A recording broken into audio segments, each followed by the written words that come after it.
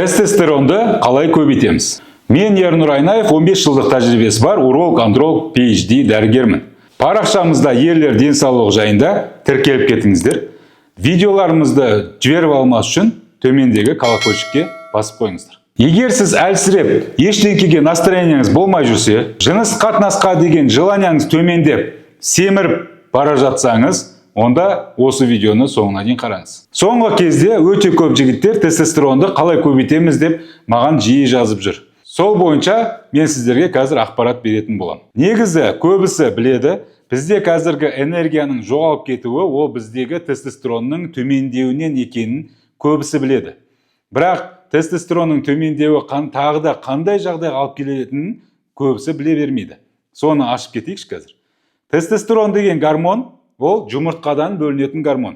Әріптестеріміз айтуы мүмкін, ол надпочечниктан да бөлінеді, ол бауырдан да бөлінеді деп.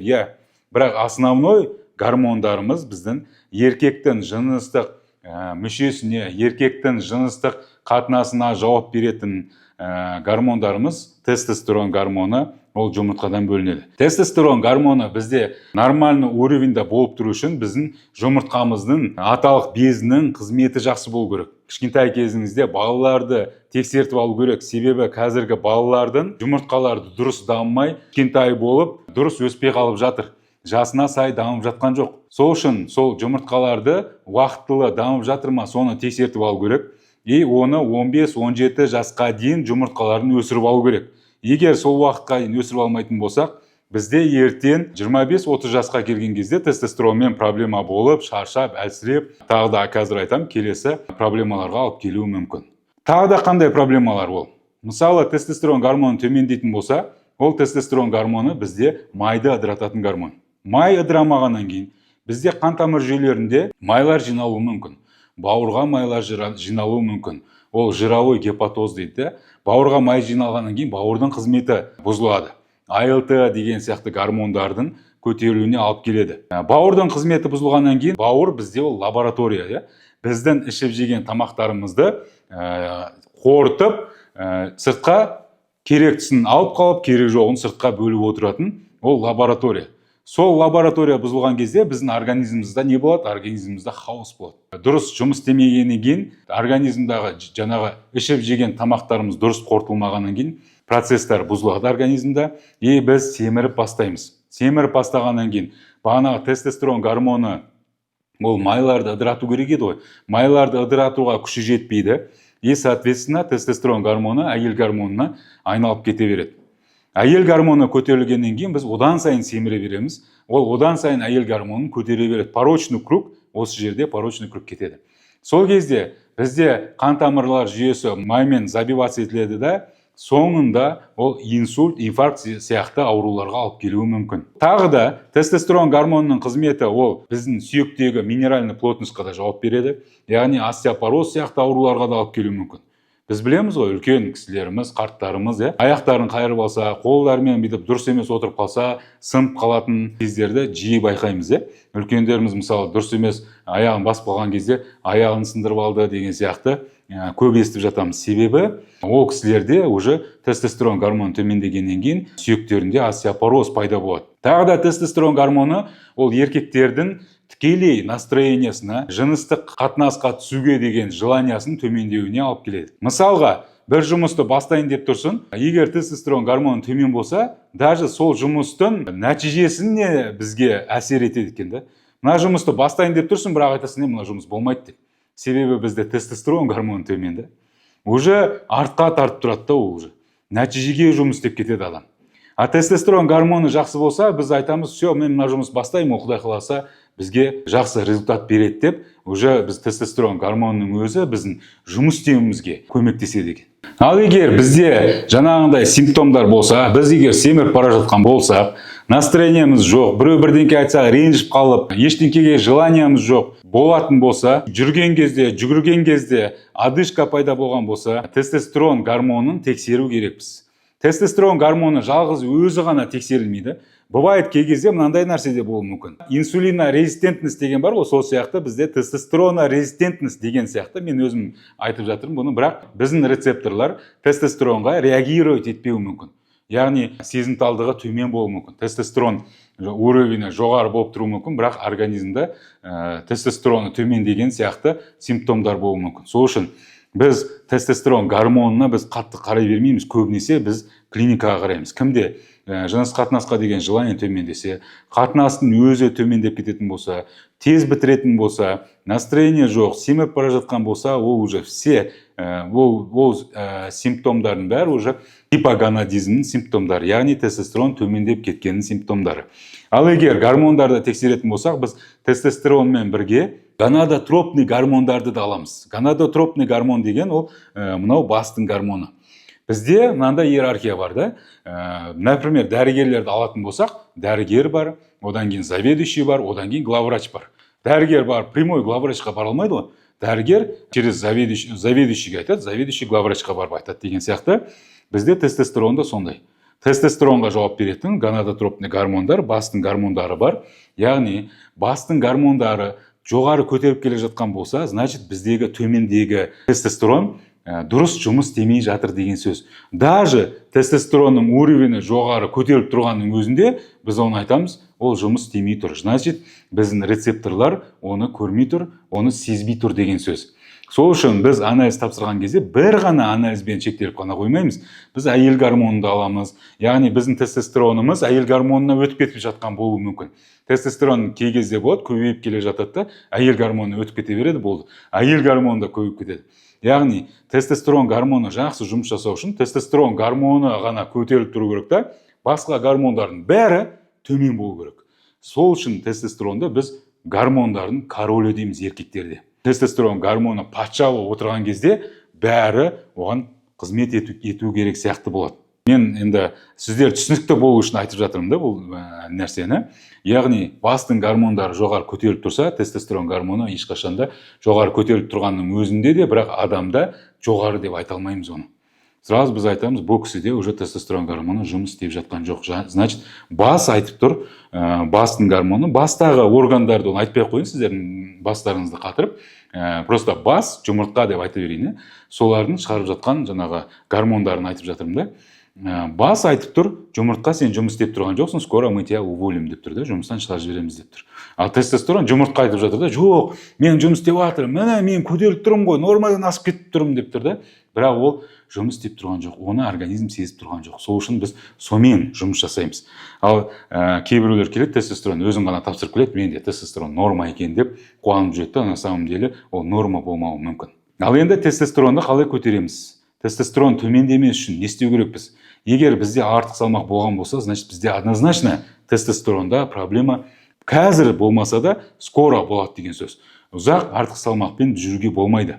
Себебі артық салмақ деген сөз ол әйел гормоны көбейтеді деген сөз. Әйел гормоны көбейгеннен кейін ол артық салмақты көбейтеді, артық салмақ әйел гормонын көбейтеді. Порочный круг кетіп қалады ол кезде. Түбінде тестостерон төмендеуіне алып келеді. Сол үшін кімде артық салмақ болған болса, ол уже артық салмағымен күресу керек. Екіншіден ұйқыны дұрыстау керек. Мен қазіргі соңғы кезде всегда айтып жүрмін. Біздің денсаулығымызға керекті нәрселердің бәрі тегін.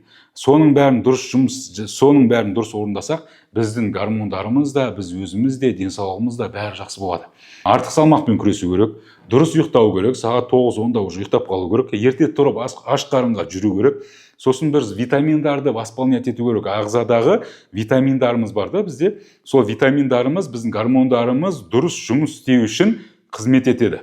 Витаминдар гормон түсіп кетсе, витамин беру арқылы гормонды көтере алмаймыз. Витаминдарды дұрыс таған кезде, ол біздің гормондарымыздың дұрыс сіңуіне, дұрыс жұмыс жасауына көмектесетін болады. Сол үшін витаминдарды қазір қадағалау керек. Бізде өкінішке орай қазір ішіп жеп жатқан тамақтарымызбен витаминдар бізге толық түсіп жатқан жоқ. Толық түсіп жатса да біз оны толық сіңдіріп жатқан жоқпыз организмға. Не үшін толық сіңдіріп жатқан жоқпыз? Себебі біз дұрыс тамақтанып жатқан жоқпыз қазір. Дұрыс тамақтанған кезде ғана бізге керекті витаминдар бізге сіңеді. Біз қазір дұрыс тамақтанып жатқан жоқпыз. Біз өте көп тамақтанып жатырмыз да. Ағза оны бізде переработка, асқазан, мысалға айтайық, асқазан переработка жасап үлгеріп жатқан жоқ. Біз тамақтанған кезде бірінші тамақты жейміз да, одан қасында сумен бірге, тәтті нәрселермен бірге жеп отырмыз да. Олай жасауға болмайды. Ол біз асқазан сөлі, соляная кислота біздің тамағымызды бірінші переваривать етіп үлгеру керек. Ол бөліп парша-паршасын шығарып, бөліп үлгеру керек та. Содан кейін оны ішек қарындарға жіберген кезде, ішек қарындар оның керекті витаминдарды сіңіру керек та. Ал біз оны не істеп жатырмыз? Тамақ жейміз, қасында бірге тәтті сусындармен, немесе чаймен, басқа да напитоктармен бірге ішеміз. Ал ол асқазан сөлінің концентрациясын басады да, ол біздің жеген тамақтарымызды бөле алмайды. Керекті жаңағы витаминдар сіңдіретіндей жағдайда бөле алмайды да, ол асқазан ішек жолдарына жібереді, ал ол жақтан уже витаминдар сіңдіре алмай қалады ол. Себебі ол дұрыс бөлінбей қалды. Солай дұрыс сіңбегеннен кейін, біз тәтті нәрселерді көп ішкеннен кейін, тем более колаларды көп ішкен кезде, біздің асқазан ішек жолындағы қатпашақтар солардың өзінде атрофироваться етіледі да, солар қатпашақтар дұрыс сіңдіре алмайды да. Бізге, организмге, даже обычный белоктың өзін айтайықшы, біз белок мысалы көп жеп жүрміз, бірақ қарасақ, общий белок мысалы қанда төмен болады. Общий белок, значит, бізге сіңбей жатыр деген сөз да. Общий белоктың төмендеуі ол үлкен бір процестерға, проблемаларға алып келуі мүмкін да.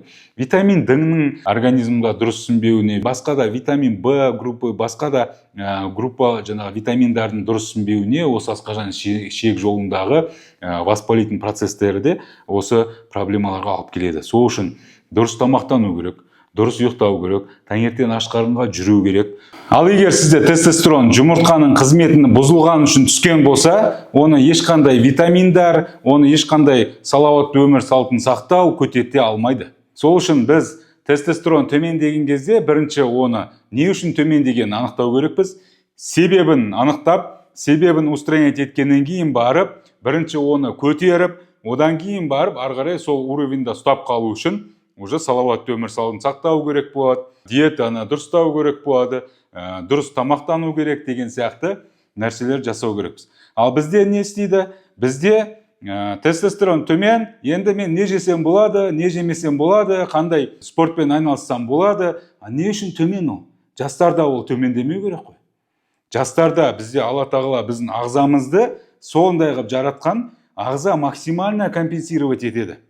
Енді біз бірақ соның өзін біз түбіне дейін жеткізіп келіп жатырмыз ғой. Түбіне дейін жеткізіп, уже біткен кезде келіп жатырмыз да. Өкінішке орай бүгін ғана бір әңгіме болды, соны сіздерге айтып берейінші. Бір жігіт келіп тұр, тестостерон жоқ почти, ұрықтың сапасы төмен, уже өзгерістер, триглицериді почти, мысалы қан тамырдың жүйесіндегі май басуы 4 есеге көтеріліп кеткен нормадан, жировой гепатоз, бауырда май басқан, бүткіл денсаулығында үлкен проблема, бірақ жаңағы жігіт айтады, мен ештеңе мазалап тұрған жоқ қой дейді. Астанада мынандай оқиға болды. Мен ол кезде стационарда жұмыс жасап жүргем. Сол кезде олар, оказывается, торакальный хирургқа барып, жаңағы кісі уже жатып ұйықтай алмай қалған, тек қана отырып ұйықтайды екен да. Себебі мына өкпесінде су жиналған екен. Өкпесінде су жиналған үшін торакальный хирург барып, оны 2 рет суын тесіп, суын алған екен. Содан кейін барып оны енді операцияға дайындаймыз деп порталға жіберейін деген кезде, енді бізде общий анализдер тапсыртады ғой. Общий анализдер тапсырған кезде бүйрегі жұмыс істемей жатқанын көріп анализдерін, сосын бізге урологтарға жібереді, маған келеді ол пациент. Маған келген кезде, қазір әлі күнге дейін ол пациент, мен уже қанша бір 10 жылдан асып кеткен шығар, ол пациент әлі күнге дейін жаңа қыздары маған мейраммен құттықтап, жаңағы рахметтерін айтып жатады да. Бірақ сол кездегі оқиға бұл. Жаңағы кісі маған келеді, мен қараған кезде бүйрек жетіспеушілігі, креатинин бізде мысалы 100 болу керек болса, ода креатинин 1,5 мың креатинин. Сонда қараңыз, пациент креатинин 1,5 мың болғанша сезбеген бүйрегінде проблема бар екен. Ал ода бүйрегінде емес проблема, қуық асты безінде, простатасында проблема. Простатасы ісінген, аденома простаты, кіші дәретке барған кезде жартылай ғана шығып отырған, жартысы қалып отырған организмде, почти қуығында 2 литрға дейін зәр жиналған. Біз кейін оны торакальный эпицистостома қойған кезде 2 литрға дейін зәр шықты. Ойлаңыздар да, қуық объемы 150 мл, сіз оған 2 литрға дейін зәр жинайсыз да, бүйректерге нагрузка, бүйректер жұмыс істемей, бүйректер отказ берген. Отказ берген үшін денедегі моча мынау шығу керек қой сыртқа, ол сыртқа шықпай денеге жиналып, өкпеден шығып отырған ғой. Безбелковый отек, оны енді моча өкпеден шықты деген, ол негізі медиктер қазір айтады, ол моча емес ол деген сияқты. Бірақ бұл жерде белок төмендеп кеткен, креатинин көтеріліп кеткен, уже өте үлкен проблема болған ғой бұл кісіде. Сосын оны еще өкпесінен суды алып, екінші рет алған, үшінші рет тағы жиналған кезде ғана барып, жаңағы себебін анықтаған кезде, себебі оның простатада отырды. И жаңағы жігіт те айтады, менде ештеңке мазаламайды ғой дейді. Ертең инфаркт болып, жүрек мазалап, өкпе мазалап жүрген кезде, сол кезде түсінеді, проблема анау жақта уже давно болып қойған екен. И бізге өкінішке орай көбісі тестостерон төмендеп кеткен, уже тестостеронның осложненияларымен келіп жатады. Настроение жоқ, желание жоқ, мүше істемей қалған, қан тамырды май басқан, жировой гепатоз, бауырды, жүректегі проблемалар, инсульт, инфаркт, ишемическая болезнь сердца, сондай сияқты проблемалармен келіп отырады. Олар уже асқынуы, и олар сразу болмайды. Ол бәленше жылдан кейін болады, тестостерон төмендеп кеткеннен кейін. Сол үшін егер тестостерон төмендеп кетсе, салауатты өмір салтын сақтайық деп тестостеронды көтере алмайсыздар ол кезде уже. Себебін устранять етіп барып, торакальная эпицистостома қойды, мен зәрді шығару керек болды. Максимально зәрді шығару керек болды, и сол кісі толық айығып кетті. Аллаға мыңда бір шүкір. Егер соны мысалы сол кезде дұрыс диагноз қойылмаған кезде, ол кезде ол кісі уже ана дүние мен мына дүниенің ортасында тұрған болады. Сол сияқты бұл жерде де тестостерон төмендеп кету, қанша адамды естіп жатырмыз ғой да, ұйықтап оянбай қапты, жүрегі ұстап қапты, кетіп қапты деген сияқты. Вот солардың может тестостероны сол кезде төмен болған болуы мүмкін. Ана дүниеге аттанып кеткеннен кейін ешкім тексеріп жатқан жоқ қой, не болған, қандай себеппен кетіп қалған. Сол үшін тестостеронды тексеріп отыру керек. И тестостеронды түсініңіздер, просто так көтете алмайсыз. Тестостеронды норма кезде біз жаңағындай салауатты өмір салтын сақтап, тестостеронды түсірмеуге тырысу керекпіз. Түсіп кетсе, оны уже көтерту керек, одан кейін барып салауатты өмір салтын сақтау керек. Видео ұнаған болса, достарыңызға жіберіңіздер, колокольчикті басып кетіңіздер. Келесі жол қандай тақырыптарды қозғайтынымызды төменге комментарийға жазып кетсеңіздер, біз сол тақырыптарды қозғауға тырысатын боламыз.